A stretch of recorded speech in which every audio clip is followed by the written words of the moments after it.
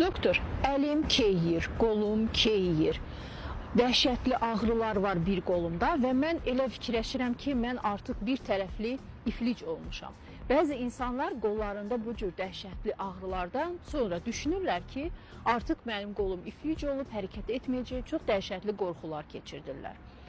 Əgər sizin yalnız bir qolunuzda dəhşətli ağrılar varsa, kürəkdən ağrılar varsa, qolunuzu hərəkət eləyəndə çox ağrı olursa və hətta keymə olursa, bu iflic əlaməti deyil əlbəttə ki, bu sizdə boyunda olan osteoxondroz və protruziya nəticəsində sinirlərin sıxılmasının nəticəsidir. Əgər protruziya və disk yırtıqları çox ağır dərəcəyə çatıbsa, ağrı və keyləşməklə yanaşı, əgər sizə əlinizdə yük qaldırmaqda problem yaranıbsa, siz əşyanı artıq götürə bilmirsiniz, ağırlığı götürə bilmirsinizsə, bu artıq protruziya və disk probleminin çox daha ağırlaşdığını göstərir.